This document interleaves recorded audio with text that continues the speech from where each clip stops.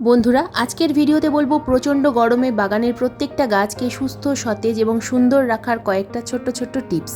এই প্রচণ্ড গরমে যদি বাগানের বেশিরভাগ গাছের পাতা ঝিমিয়ে থাকে, বেলা বাড়ার সাথে সাথে যদি গাছের ফুলগুলো ঝিমিয়ে যায়, সকালে জল প্রয়োগ করেছো কিন্তু ৩-৪ ঘন্টার মধ্যে টবের মাটি একেবারে শুকিয়ে যাচ্ছে, যদি অতিরিক্ত শুকিয়ে যাওয়ার কারণে গাছ শুকিয়ে মারা যায়, তাহলে এই প্রচণ্ড গরমে আমরা আমাদের বাগানের গাছগুলোকে বাঁচাবো কিভাবে?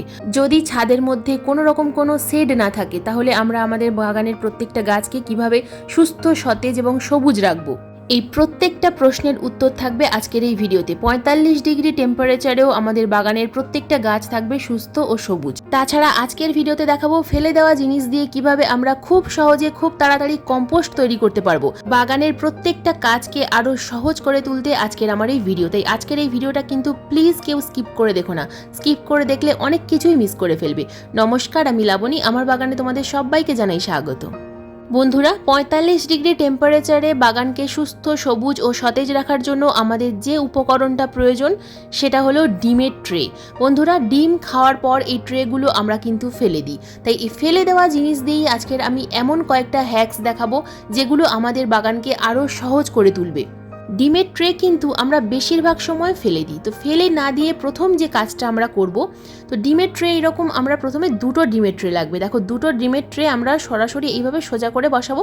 এবার ডিমের ট্রের মধ্যে যে ফাঁকা গ্যাপগুলো আছে, এই যে ফাঁকা অংশটা, এর মধ্যে আমরা কিন্তু মাটি ভরে দেবো। তার কারণ এটাকে আমরা সিড পট হিসাবে ব্যবহার করব। আমরা নার্সারি থেকে অনেক সময় বা অনলাইন থেকে সিড পটের ট্রে কিনে আনি, যেখানে আমরা ছোট ছোট বীজ দিয়ে চারা তৈরি করি। তো যদি আমাদের কাছে সিড পট না থাকে, আমরা নতুন বাগানি, তো সেক্ষেত্রে আমাদের কাছে হয়তো সিড পট নেই, সেক্ষেত্রে আমরা কিভাবে ব্যবহার করব? দেখো, এখানে আমি কিন্তু মাটি, কম্পোস্ট এবং সামান্য পরিমাণ বালি মিশিয়ে নিয়ে একটা মিডিয়া তৈরি করেছি এবং সেই মিডিয়াটা এখানে ভরে দিয়েছি। তো এর মধ্যে আমরা ছোট ছোট বীজ দিতে পারি, যেমন ফুলের বীজ, সবজির বীজ, যে কোনো বীজ আমরা এখানে দিলে কিন্তু কয়েকদিনের মধ্যেই খুব সুন্দর চারা গাছ তৈরি হয়ে যাবে। তো আমার কাছে এই মুহূর্তে অপরাজিতার গাছের বীজ আছে। তো এই বীজগুলো দেখো, আমি প্রত্যেকটাতে একটা একটা করে বীজ দিয়ে দিচ্ছি। তো প্রত্যেকটাতে একটা একটা করে বীজ দিয়ে এবার আমি যদি এখানে জল দিয়ে দিই, তাহলে ময়েশ্চার ধরে রাখবে এবং ডিমের ট্রে যেহেতু ময়েশ্চার ধরে রাখবে, তাই আমাদেরকে বারে বারে আর জল দিতে হবে না এবং কয়েকদিনের মধ্যেই কিন্তু নতুন নতুন চারা গাছ তৈরি হয়ে যাবে। তো প্রতিদিন একবার অথবা একদিন ছাড়া ছাড়াও আমরা যদি জল প্রয়োগ করি আর ছায়া জায়গায় রেখে দিই, তাহলে কিন্তু খুব সুন্দর চারা গাছ তৈরি হয়ে যাবে। তো এটা হলো আমাদের ১ নম্বর পদ্ধতি। ২ নম্বর পদ্ধতি আমাদের কি প্রয়োজন? আমাদের আবার একটা ডিমের ট্রে প্রয়োজন, একটা, দুটো, যতগুলো খুশি এখানে ডিমের ট্রে প্রয়োজন, এবং আমাদের লাগবে জল। তো এই জলের মধ্যে ডিমের ট্রেগুলোকে ছোট ছোট করে কেটে আমরা কিন্তু ভিজিয়ে রাখবো অন্তত আধ ঘন্টার জন্য। বেশিক্ষণ ভেজানোর প্রয়োজন নেই। হাত দিয়ে ভালোভাবে এগুলোকে কিন্তু ছোট ছোট টুকরো করতে হবে এবং খুব ভালোভাবে এগুলোকে ভিজিয়ে নিতে হবে। এগুলো ভালো করে না ভেজালে আমাদের কিন্তু এই কাজটা করা সম্ভব নয়। দেখো, আমি হাত দিয়ে কিন্তু খুব ভালোভাবে এটাকে ভিজিয়ে নিচ্ছি। এগুলো যতক্ষণ না ভিজবে আমরা কিন্তু এই কাজটা করতে পারবো না। তো ছোট্ট ছোট্ট এরকম আমাদেরকে বল তৈরি করতে হবে। দেখো, এই যে ডিমের ট্রে দিয়ে বল তৈরি করলাম, এই বলগুলো কিন্তু আমাদের ভীষণ কাজে লাগবে। বন্ধুরা, যদি তোমাদের কাছে ডিমের ট্রে না থাকে, সেক্ষেত্রে অনলাইন শপিং করার পর যে বক্সগুলো আসে, সেই বক্সগুলো ফেলে না দিয়ে সেগুলো এরকম ছোট ছোট টুকরো করে যদি জলের মধ্যে ভিজিয়ে রেখে দেওয়া হয়, তো সেগুলো দিয়েও কিন্তু এইরকম ছোট ছোট বল তৈরি করা যাবে। তো দেখো, ডিমের ট্রে না থাকলে কিন্তু সেই কাজটা তোমরা ওই বক্স দিয়েই করতে পারবে। তো যেহেতু আমি ডিমের ট্রে দিয়ে দেখাচ্ছি, দেখো ডিমের ট্রেগুলো দিয়ে আমি অনেকগুলো বল তৈরি করে নিলাম। তো যে সমস্ত টবে জল দেওয়ার পর ৩ ঘন্টা বা ৪ ঘন্টার মধ্যে শুকিয়ে যায়, অথবা আমরা কোথাও যাব ২ দিনের জন্য, সেই জায়গায় আমরা জল দিতে পারবো না টবের মিডিয়াতে, অথবা আমাদের গাছগুলো ফুল সানলাইটের মধ্যে থাকে, কোনো রকম কোনো গ্রিন নেট নেই, সেক্ষেত্রে আমরা টবের মিডিয়ার মধ্যে যদি এরকম ২-৪টে বল দিয়ে দিতে পারি, তাহলে মাটি কিন্তু দীর্ঘক্ষণ ময়েশ্চার থাকবে। তো প্রথমেই দেখো আমি কি করছি, মিডিয়াটাকে হালকা করে খুশে নিচ্ছি। তার কারণ বলগুলো কিন্তু আমি মিডিয়ার উপরে দেব না, বলগুলো মিডিয়ার ভিতরে দেব। মিডিয়ার উপরে যদি আমি বলগুলো রেখে দিই, তাহলে কিছুক্ষণের মধ্যে রোদ্দুরের জন্য বলগুলো কিন্তু শুকিয়ে যাবে। তো দেখো, এখানে ৮ ইঞ্চি একটা টব নিয়েছি। তো এই ৮ ইঞ্চি টবে আমি দুদিকে দুটো বল দিয়ে দিলাম। তোমরা চাইলে কিন্তু এখানে আরও একটা বল দিতে পারো।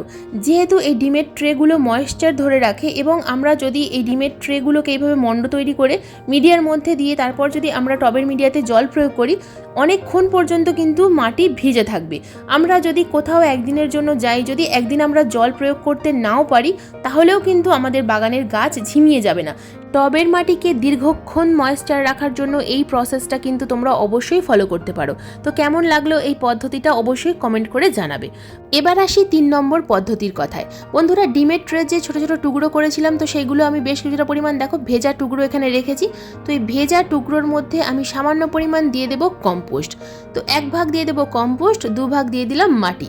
তো এই যে মিডিয়াটা আমি তৈরি করছি, এই মিডিয়াতে আমি কিন্তু যে কোনো বাগানের যে কোনো গাছ এই গ্রীষ্মকালে রিপোর্ট করতে পারি। দেখো, গাছ রিপোর্ট করার জন্য আমরা আমাদের টবের মিডিয়াতে কোকোপিট ব্যবহার করি। কোকোপিট টবের মিডিয়াকে ময়েশ্চার রাখে। যদি কোকোপিট না থাকে সেক্ষেত্রে আমরা কিন্তু এই ডিমের ট্রে দিয়ে মিডিয়া তৈরি করে গাছ প্রতিস্থাপন করতে পারি। বাগানের যে কোনো গাছ আমরা এই মিডিয়াতে প্রতিস্থাপন করতে পারবো এবং সেই গাছে আমরা যদি 2 দিন জল প্রয়োগ নাও করি তাহলেও কিন্তু গাছ সহজে ঝিমিয়ে যাবে না, তার কারণ টবের মাটিতে ময়েশ্চার থাকবে। আর টবের মাটিতে যদি ময়েশ্চার থাকে গাছ কিন্তু সহজে ঝিমিয়ে যায় না। তো দেখো, এখানে একটা আমি ছোট্ট টব নিয়েছি, কারণ ছোট্ট টবে আমাদেরকে কিন্তু বারে বারে জল প্রয়োগ করতে হয়। ছোট্ট টব যখন সরাসরি রোদ্দুরের মধ্যে থাকে তো আমাদেরকে কিন্তু দিনে 2 বার বা 3 বার জল প্রয়োগ করতে হয়। টবের মাটিটা এতটাই বেশি শুকিয়ে যায়। তো যদি এই রকম পদ্ধতিতে তোমরা কোনো গাছ রিপোর্ট করো বা ছোট চারা গাছ প্রতিস্থাপন করো, সেক্ষেত্রে কিন্তু আমরা যদি 1 দিন জল প্রয়োগ করি তাহলে আমাদেরকে আর 2 দিন হয়তো জল প্রয়োগ করতে নাও হতে পারে। অনেক সময় আমরা 2 দিনের জন্য কোথাও বেড়াতে যাব, টবের মিডিয়াতে জল দেওয়ার কেউ নেই। তো সেক্ষেত্রে এই ধরনের মিডিয়া তৈরি করে তোমরা কিন্তু গাছ রিপোর্ট করতে পারো অথবা গাছ প্রতিস্থাপন করতে পারো। তো দেখো, জলটা কিন্তু খুব ভালোভাবে ড্রেনেজ হোল দিয়ে বাইরে বেরিয়েও গেল। তো এই ধরনের পদ্ধতি তোমরা কিন্তু অবশ্যই ফলো করতে পারো। এবার আসি বন্ধুরা মালচিং পদ্ধতিতে। এই যে ডিমের ট্রে, এই ডিমের ট্রে দিয়ে আমরা কিন্তু খুব সহজে মালচিং তৈরি করতে পারবো। মালচিং করার জন্য আমরা অনেক কিছু দিয়ে মালচিং করি। তো এই ডিমের ট্রেগুলো ফেলে না দিয়ে তোমরা যদি বাগানের যে কোনো গাছের মালচিং করো, মালচিং করার পর উপর থেকে জল প্রয়োগ করলে মিডিয়াটা কিন্তু অল টাইম হালকা ময়েশ্চার থাকবে। তো ডিমের ট্রেগুলো যেহেতু ভিজে গেল, তাই এই ভেজা ডিমের ট্রেগুলো উড়ে কোথাও চলে যাবে না, আর টবের মিডিয়াটাও সবসময় ভেজা হয়ে থাকবে। তো এই ডিমের ট্রে দিয়ে তোমরা মালচিং করে একবার দেখতে পারো, খুব দুর্দান্ত কাজ করবে। কারণ হাতের কাছে সবসময় কোকো চিপস বা কোকোপিট এগুলো থাকে না। তো এই ডিমের ট্রে দিয়ে তোমরা কিন্তু মালচিং করে দেখতে পারো।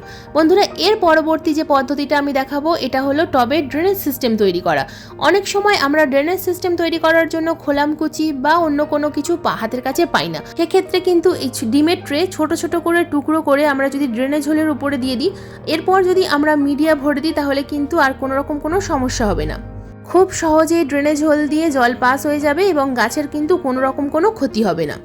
বন্ধুরা, এই ছোট ছোট হ্যাক্সগুলো তোমাদের কেমন লাগছে অবশ্যই কিন্তু কমেন্ট করে জানাবে। সব থেকে লাস্ট যে হ্যাক্স যেটা দেখাবো এটা হলো কম্পোস্ট তৈরি করা। বন্ধুরা, ডিমের ট্রে দিয়ে কিভাবে আমরা কম্পোস্ট তৈরি করতে পারবো খুব সহজেই সেটাই দেখাবো। দেখো, এখানে একটা আমি ছোট্ট পাত্র নিয়েছি, তোমরা কিন্তু এখানে বড় সাইজের পাত্র নিতে পারো।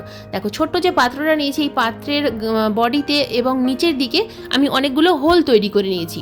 হোল কিন্তু আমাদের অবশ্যই তৈরি করতে হবে এবং হোলের ওপরে প্রথমেই আমি দিয়ে দিলাম কয়েকটা ডিমের ট্রের ছোট ছোট টুকরো ডিমের ট্রে। তো এই ডিমের ট্রের উপরে আমি প্রথমেই দিয়ে দেবো কয়েকটা কলার খোসার টুকরো। বন্ধুরা, কলার খোসার মধ্যে আছে প্রচুর মাত্রায় পটাশিয়াম। ডিমের ট্রে কার্বনের কাজ করবে আর কলার খোসা কিন্তু পটাশিয়ামে পরিণত হবে। কলার খোসার মধ্যে আছে প্রচুর মাত্রায় পটাশিয়াম এবং ম্যাগনেসিয়াম। তো এরপর আমরা দেব সামান্য পরিমাণ মাটির লেয়ার। তো নিচের দিকে তোমরা সামান্য পরিমাণ মাটির লেয়ার দিতে পারো। প্রথমে সামান্য পরিমাণ মাটির লেয়ার দিতে পারো, তারপর ডিমের ট্রে, তারপর কলার খোসা, তারপর আবার মাটি। তো এরপর দেখো, আমি এখানে কিছুটা পরিমাণ মাটির লেয়ার দিয়ে দিলাম। এরপর দিয়ে দেবো আমি সবজির খোসা। বাড়িতে রান্নার পর যে সমস্ত সবজির খোসা আমরা ফেলে দিই, তো এই সবজির খোসাগুলো আমি কিন্তু কম্পোস্ট তৈরির জন্য ব্যবহার করি। তো দেখো, এখানে আমি বেশ কিছুটা পরিমাণ সবজির খোসা দিয়ে দিলাম। তো বেশ কিছুটা পরিমাণ সবজির খোসার পর আমি দিয়ে দেবো আবারও একটা মাটির লেয়ার। বন্ধুরা, সবজির খোসা তোমরা যে কোনো সবজির খোসা দিতে পারো। কলার খোসা, আলুর খোসা, পেঁয়াজের খোসা, যে কোনো সবজির খোসা তোমরা কিন্তু এখানে ব্যবহার করতে পারবে। সবজির খোসা দেওয়ার পর আবার সামান্য পরিমাণ মাটি দিয়েছি। মাটি দেওয়ার পর আবার আমি কিন্তু সামান্য পরিমাণ আবার ডিমের ট্রের টুকরো দিয়ে দিলাম। তো বন্ধুরা, এইভাবে কিন্তু আমাদেরকে লেয়ারে লেয়ারে সাজাতে হবে। তো এর উপরে আবার যদি তোমাদের কাছে সবজির খোসা থাকে আবার সবজির খোসা দিয়ে দেবে, আবার সবজির খোসা দেওয়ার পর সামান্য পরিমাণ মাটি দিয়ে দেবে। তো এইভাবে পরপর লেয়ারে লেয়ারে সাজিয়ে নেওয়ার পর আমরা কিন্তু এখানে একটা ডিকম্পোজ করার জন্য একটা উপাদান দেব। সহজে ডিকম্পোজ কিভাবে করা যায় সেই নিয়ে কিন্তু বিভিন্ন ধরনের পদ্ধতি অবলম্বন করা যায়। তো আমি এখানে যেটা দেব সেটা হলো গুড়। বন্ধুরা, আমরা গুড় অথবা বেসন এগুলো ব্যবহার করতে পারি, টক দই ব্যবহার করতে পারি। তো এগুলো ব্যবহার করলে আমরা ডিকম্পোজটা কিন্তু খুব তাড়াতাড়ি হবে। তো এখানে দেখো আমি কিন্তু 250 ml জল নিয়েছি। 250 ml জলের মধ্যে আমি দিয়ে দেবো 1 চামচ পরিমাণ গুড়।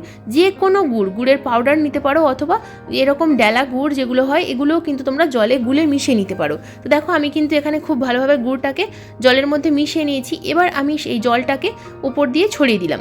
যে পাত্রের মধ্যে আমরা কম্পোস্ট তৈরি করছি এই পাত্রের মধ্যে কিন্তু অনেকগুলো ছিদ্র অবশ্যই করতে হবে। ছিদ্র না করলে কিন্তু অক্সিজেন চলাচল করতে পারবে না এবং কম্পোস্ট ভালোভাবে তৈরি করা যাবে না। তো দেখো আমি কিন্তু ওপর দিয়ে আবার মাটি দিয়ে দিয়েছি এবং চাপা দিয়ে দিলাম। তো এটাকে আমরা কিন্তু রেখে দেবো ছায়া জায়গায়, এবং কিছুদিনের মধ্যে 20 থেকে 25 দিনের মধ্যে ধীরে ধীরে কিন্তু কম্পোস্ট তৈরি হওয়া শুরু হয়ে যাবে। তো এই কম্পোস্টটা কেমন তৈরি হলো জানার জন্য কিন্তু আমার চ্যানেলের সঙ্গে থাকতে হবে। আমার চ্যানেলটাকে সাবস্ক্রাইব করে পাশের বেল আইকনটা প্রেস করে রাখতে হবে। তো এই ভিডিও কিন্তু আমি আবারও দেবো যে কেমন কম্পোস্ট তৈরি হলো। বন্ধুরা, যদি তোমাদের কাছে ডিমের ট্রে না থাকে সেক্ষেত্রে তোমরা কিন্তু অনলাইন শপিং করার পর যে বক্সগুলো আমরা ফেলে দিই সেগুলোও কিন্তু এই কাজে ব্যবহার করতে পারো, তাহলেও কিন্তু একই রকম কাজ করবে। বাগানের প্রত্যেকটা গাছকে যদি এই প্রচণ্ড গরমে সুস্থ এবং সতেজ রাখতে চাও তাহলে ভিডিওতে দেখানো প্রত্যেকটা হ্যাক্স কিন্তু অবশ্যই কাজে লাগিও, তাহলে বাগানের প্রত্যেকটা গাছ সুস্থ ও সতেজ থাকবে। শুধুমাত্র ইনডোরের মধ্যে যে সমস্ত গাছ থাকে সেই গাছগুলোর মালচিং করার কোনো প্রয়োজন নেই। অ্যাডেনিয়াম, স্যাকুলেন্ট এই সমস্ত গাছে মালচিং করলে গাছের কিন্তু ক্ষতি হবে। তবে জবা, গোলাপ, টগর, বেলিজুঁই এই সমস্ত গাছে কিন্তু তোমরা এই হ্যাক্সগুলো অবশ্যই ফলো করতে পারো। বন্ধুরা, প্রচণ্ড গরমে বাগানের প্রত্যেকটা গাছকে কিভাবে সুস্থ রাখতে হয় এই নিয়ে কিন্তু আরও ভিডিও আসবে আমার চ্যানেলে। যদি এই রকম ভিডিও আরও দেখতে চাও তাহলে আমার চ্যানেলটাকে সাবস্ক্রাইব করে পাশের বেল আইকনটা প্রেস করে রেখো, কারণ এই রকম নিত্য নতুন বাগান সংক্রান্ত ভিডিও আমার চ্যানেলে প্রতিদিন ঠিক সন্ধ্যা 6টার সময় আপলোড করি। ভিডিও লাইভ হওয়ার সঙ্গে সঙ্গে তোমাদের মোবাইল স্ক্রিনে অথবা কম্পিউটার স্ক্রিনে ভিডিও নোটিফিকেশন পৌঁছে যাবে। আজকের এই ভিডিওটা সম্পূর্ণ মনোযোগ দিয়ে দেখার জন্য তোমাদের সবাইকে জানাই অসংখ্য অসংখ্য ধন্যবাদ।